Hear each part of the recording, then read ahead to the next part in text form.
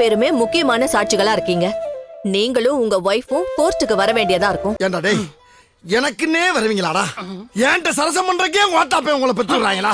பிரச்சனை இல்லை மேடம், நான் உண்மை எங்கனாலும் வந்து சொல்லுவோம் மேடம். சரிப்பா, நான் உங்க அம்மா கிட்ட கொடுக்கறேன். ஆஹா, 3 பேர் வந்தாவே சமாளிக்க முடியாது. இப்ப 300 பேர்த்த கோர்த்து விட்டு போயிட்டான். அம்மா, இதுக்கு தான் கூப்பிட்டேன், வைக்கிறேன். போட்டா அவ்வளவு நன்றியோட இருக்கு. மனுஷங்க அப்படி இருக்கீங்களா? ஏன்டா அப்படி இருக்கீங்க? ஏன்டா அப்படி இருக்கீங்க? ஏய், அவ உனக்கு மட்டும் அம்மா இல்ல, அவனுக்கு ரவிக்கு எல்லாத்துக்கும் சேர்த்துதான் அம்மா. புரியுதா? புரியுது. புரிஞ்சுக்க, தெரிஞ்சுக்க, கரெக்டா இருந்துக்க. எப்படி? அப்படி. அம்மா, இது கூடவா உனக்கு புரியல? சத்யாவுக்கு அந்த பொண்ணு கேட்கலான்னு சொல்றா.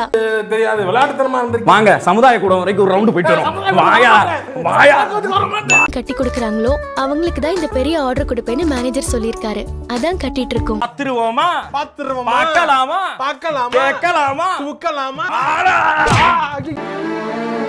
இப்படி கோர்ட்டு வாசல்ல நிக்க வச்சுட்டாலே அந்த கடங்காரி.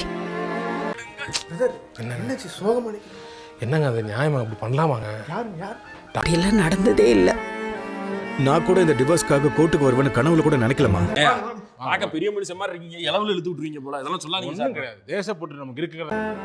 பிசினஸ் சர்க்கிள்ல இத பத்தி தெரிஞ்சா எல்லாரும் என்ன பார்த்து சிரிப்பாங்கம்மா. நான் எடுத்துக்க முடியுமா? சினிமா கேட்போம், மட்டமா கேட்போம், கேவலப்பே கேட்போம். இல்லங்க, நானும் இல்ல சார், விளையாட்டுக்கு தான் நானும் சொல்றேன். இதெல்லாம் யோசிக்காத. அந்த கேடு கட்டவகிட்ட இருந்து உனக்கு டைவர்ஸ் கிடைச்சா அதுவே போதும். என்ன கண்ணீர் தார தாரையாக கொட்டுகிறது? போர் என்பதால் பீதியா? ஏய், என்னடி திமிரோ? அவனை இங்க கொண்டு வந்து நிறுத்திட்டு எப்படி இருக்கேன்னு கேக்குற? வேணாண்டா வேணாண்டா, டேய் வேணாப்பா, சொல்றா கேளுங்கய்யா. அவங்கிட்ட ஏதாவது பேசுன இங்கேயே உன்னை கழுத்தை நெரிச்சு கொண்டுட்டு நான் ஜெயிலுக்கு கூட போக தயங்க மாட்டேன். அவன்கிட்ட போயிடாதப்பா, அவனை கொலை பண்ண கூட வாய்ப்பு இருக்கு. ரொம்ப மோசமா போயிட்டான். பாத்துக்கிறேன் போய்.